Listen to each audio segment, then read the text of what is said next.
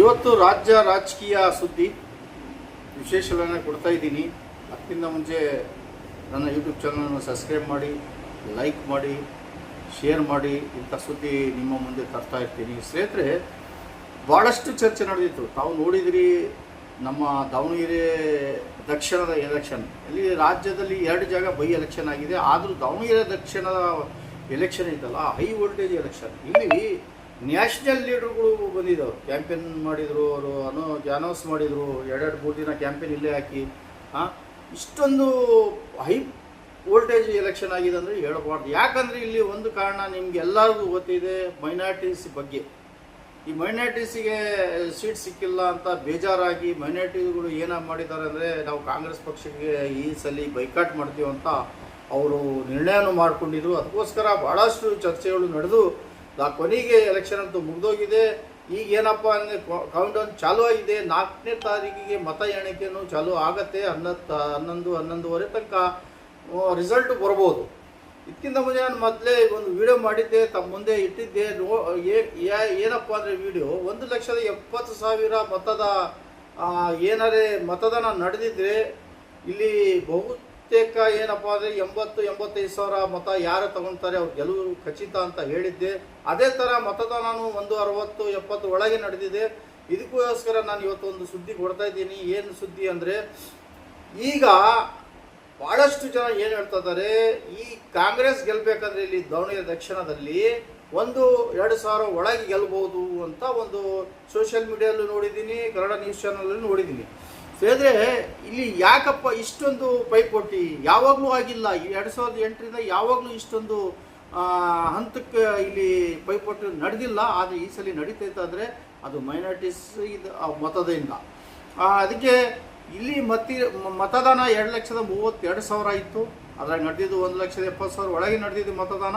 ಇಲ್ಲಿ ಏನಂದರೆ ಅಲ್ಪಸಂಖ್ಯಾತರ ಮತ 70,000 ಮೇಲೆ ಇದ್ದಿದ್ದ ಕಾರಣಕ್ಕೆ ಇಲ್ಲಿ ಪೈಪೋಟಿ ನಡೆದಿದೆ. ಇಲ್ಲಿ ಏನು ಆಗಿದೆ ಅಂದರೆ ಸೀಟ್ ಸಿಕ್ಕಿಲ್ಲ ಮೈನಾರಿಟಿಗೆ. ಅದಕ್ಕೋಸ್ಕರ ಶಾಮನೂರು ಶಿವಶಂಕರಪ್ಪದ ಪುತ್ರ ಆದ SS ಮಲ್ಲಿಕಾರ್ಜುನ ಅವರ ಮಗ ಸಮರ್ಥ್ ಮಲ್ಲಿಕಾರ್ಜುನಿಗೆ ಇಲ್ಲಿ ಸೀಟ್ ಸಿಕ್ತು, ಟಿಕೆಟ್ ಸಿಕ್ತು.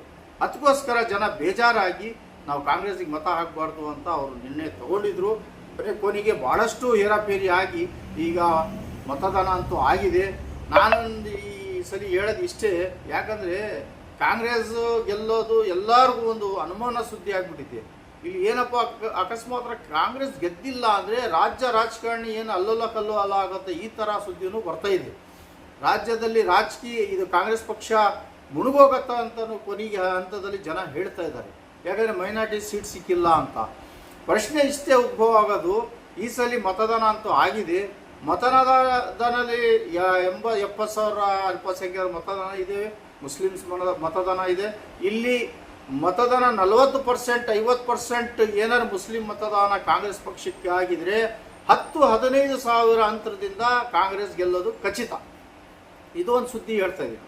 ಮತ್ತು ಇನ್ನೊಂದು ಪಾಯಿಂಟ್ ಇದೆ ಇಲ್ಲಿ, ಏನಪ್ಪ ಅಂದರೆ ಅಕಸ್ಮಾತ್ ಅಷ್ಟು ಆಗಿಲ್ಲ, ಅಷ್ಟು ಕೆಳಗಾಗಿದೆ, 30%, 35% ಆಗಿದೆ ಅಂದರೆ ಇಲ್ಲಿ ಇನ್ನೊಂದು ಪಾಯಿಂಟ್ ಇದೆ. 2ನೇ ಅತಿ ದೊಡ್ಡ ಮತದಾನದ ಯಾರಪ್ಪ ಇದ್ದಾರೆ ಅಂದರೆ ವೀರಶೈವ ಲಿಂಗಾಯತರು ಇದ್ದಾರೆ. ಇಲ್ಲಿ ಇವ್ರದ್ದು 35-38 ಸಾವಿರ ಮತದಾನ ಇದೆ.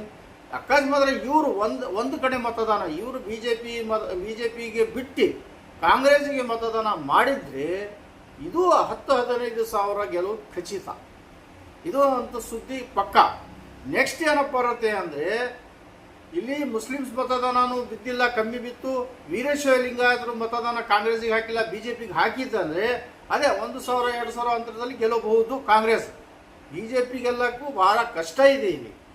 ಈ ದಾವಣಗೆರೆ ದಕ್ಷಿಣ ಕೆಲವರು ಹೇಳ್ತಾ ಇದ್ದಾರೆ ಬಿಜೆಪಿ ಸುಲಭವಾಗಿ ಗೆಲ್ಬೋದು ಅಂದರೆ, ಆದರೆ ಭಾಳ ಕಷ್ಟ ಇದೆ.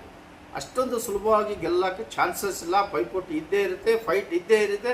ಅದೇ ನಾನು ಹೇಳಿದೆಲ್ಲ, ಇದು 2 ಪ್ರಶ್ನೆ ಇದು ಉದ್ಭವ ಆಗ್ತದೆ. ಒಂದು ಅಲ್ಪಸಂಖ್ಯಾತರ ಮತದಾನ, ಇನ್ನೊಂದು ವೀರಶೈವ ಲಿಂಗಾಯತರ ಮತದಾನ. ಇದು 2 ಸೇರಿದರೆ 2 ಕೂಡಿ ಎಲ್ಲರೂ ಒಂದು ಸೈಡ್ ಮತದಾನ ಆತಪ್ಪ ಅಂದರೆ ಕಾಂಗ್ರೆಸ್ಸಿಗೆ 10-15 ಸಾವಿರ ಮತದಿಂದ ಗೆಲ್ಲೋದು ಚಾನ್ಸಸ್ ಇದೆ.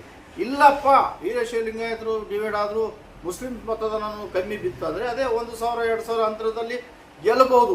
ಭಾಳಷ್ಟು ಪೈಪೋಟಿ ನಡೀತದೆ ಅಂತ ಈ ಅಂಕಿ ಅಂಶದಲ್ಲಿ ಬಂದಿದೆ ಸುದ್ದಿ, ಜನ ರಿಪೋರ್ಟು ಗ್ರೌಂಡ್ ರಿಪೋರ್ಟ್ ಇದೇ ಸುದ್ದಿ ಬರ್ತಾ ಇದೆ. ಆದರೆ ಇಲ್ಲಿ SDP ಒಂದು ಮುಖವಾಡ ಇದೆ. SDP ಮತದಾನ ಭಾಳಷ್ಟು ತಗೊಳ್ತದೆ ಅಂತ ಹೇಳ್ತಿದ್ದಾರೆ ಜನ. ಕಾದು ನೋಡೋಣ. 4ನೇ ತಾರೀಕಿನ 2 ದಿವಸ ಬಾಕಿ ಇದೆ. 10-11 ಗಂಟೆ ತನಕ ರಿಸಲ್ಟ್ ಬರುತ್ತೆ ದಾವಣಗೆರೆ ತಕ್ಷಣ. ಆದರೂ ನಮ್ಮ ಪ್ರಶ್ನೆ ಇಷ್ಟೇ, ಮುಂದೆ ಬರೋ ಚುನಾವಣೆಯಲ್ಲಿ ಏನು ಅಲ್ಪಸಂಖ್ಯಾತರಿಗೆ ಕಾಂಗ್ರೆಸ್ ಎಲ್ಲಿ ತನಕ ಕರ್ಕೊಂಡು ಹೋಗುತ್ತೆ ಗೊತ್ತಿಲ್ಲ. ಈಗ ನಡೀತಾರೆ ಚರ್ಚೆಗಳಲ್ಲಿ. ಈಗ ಭಾಳಷ್ಟು ಜಾಗ ಬ್ಲಾಕ್ ಅಧ್ಯಕ್ಷರುಗಳು ಕಾಂಗ್ರೆಸ್ಸಿಂದ ಮುಸ್ಲಿಮ್ಸಿಗೆ ವಜಾ ಮಾಡ್ತಾ ಇದ್ದಂಥ ಸುದ್ದಿ ಬರ್ತಾ ಇದೆ. ಅದು ವಜಾ ಮಾಡ್ತಾ ಇದ್ದಾರೆ. ಆದರೆ ಇದು ಏನು ಇವರು ಮಾಡ್ತಾ ಇದ್ದಾರಂತ ಕಾಂಗ್ರೆಸ್ನವರು, ಯಾಕೆ ಮುಸ್ಲಿಮ್ಸ್ ಜನಕ್ಕೆ ಈ ಥರ ಕ್ಯಾಂಡಿಡೇಟ್ಗಳಿಗೂ ಮೋಸ ಮಾಡ್ತಾ ಇದ್ದೀರಾ, ಆಮೇಲೆ ಬ್ಲಾಕ್ ಅಧ್ಯಕ್ಷರು ತೆಗಿತಿದ್ರ, ಏನಂತ ಅರ್ಥ ಆಗ್ತಾ ಇಲ್ಲ. ಈ ಅರ್ಥ ಮುಂದೆ 2028ರಲ್ಲಿ ಎಲ್ಲರಿಗೂ ಆಗತ್ತೆ.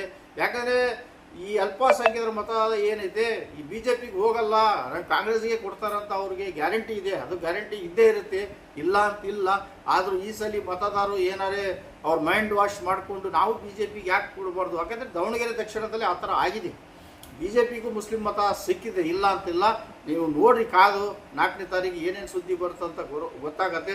ಆದರೆ ನಮ್ಮ ರಾಜಕಾರಣರಿಗೆ ಇಷ್ಟೇ ಹೇಳೋದು, ಮುಸ್ಲಿಮ್ಸ್ ಏನು ಮೈನಾರಿಟೀಸ್ ಇದ್ದಾರೆ ಅದು ಕಾಂಗ್ರೆಸ್ ಮೇಲೇ ಡಿಪೆಂಡ್ ಆಗಿದೆ ಅಂತ ನೀವು ತಿಳ್ಕೊಬೇಡ್ರಿ. ಜನ ಹೇಳ್ತಾ ಇದ್ದಾರೆ.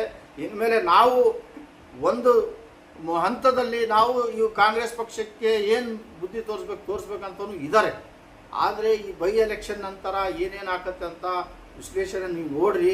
ಮುಂದೆ ನೀವು ಯಾವ ಹೆಜ್ಜೆ ಇಡ್ತೀರಂತ ನಿಮಗೆ ಬಿಟ್ಟಿದ್ದು. ಯಾಕಂದರೆ ನಮ್ಮ ರಾಜ್ಯದಲ್ಲಿ CM ಸಿದ್ದರಾಮಯ್ಯ ಇದ್ದಾರೆ. ಅವರು ಎಲ್ಲರಿಗೂ ಒಗ್ಗೂಟಾಗಿ ಕರ್ಕೊಂಡು ಹೋಗ್ತಾರಂತ ಎಲ್ಲರ ಮನಸ್ಸಿನಾಗಿದೆ. ಈಗ ನೆಕ್ಸ್ಟ್ ಬಂದುಬಿಟ್ಟು ಈಗ 10ನೇ ತಾರೀಕು ಒಳಗೆ ಏನಾರೇ ನಮ್ಮ ರಾಜ್ಯದ CM ಬದಲಾವಣೆ ಆಗ್ಬೋದು, ಹೇಳಕ್ಕೂ ಬರಲ್ಲ. ಯಾಕಂದರೆ ಇಲ್ಲಿ ನಡೀತಾ ಇರೋದು ಅಷ್ಟೇ. ಈ ಬೈ ಎಲೆಕ್ಷನ್ ಆದ ನಂತರ ಏನೇನು ಸುದ್ದಿಗಳು ಆಗ್ತವೆ, ಏನೇನು ಚೇಂಜಸ್ ಆಗ್ತವೆ ಯಾರಿಗೂ ಹೇಳಕ್ಕೂ ಬರಲ್ಲ. ಕಾದು ನೋಡೋಣ 4ನೇ ತಾರೀಕು ಆನಂತರ ಏನೇನಕ್ಕಂತ. ಮತ್ತೆ ಯಾವುದರಿಂದ ಸುದ್ದಿ ಬಂದರೆ ನಿಮ್ಮ ಮುಂದೆ ಬರ್ತೀನಿ. ಅಲ್ಲಿ ತನಕ ಸೇಫ್ ಆಗಿರಿ, ಸುರಕ್ಷಿತ ಇರಿ. ಜೈ ಹಿಂದ್, ಜೈ ಕರ್ನಾಟಕ.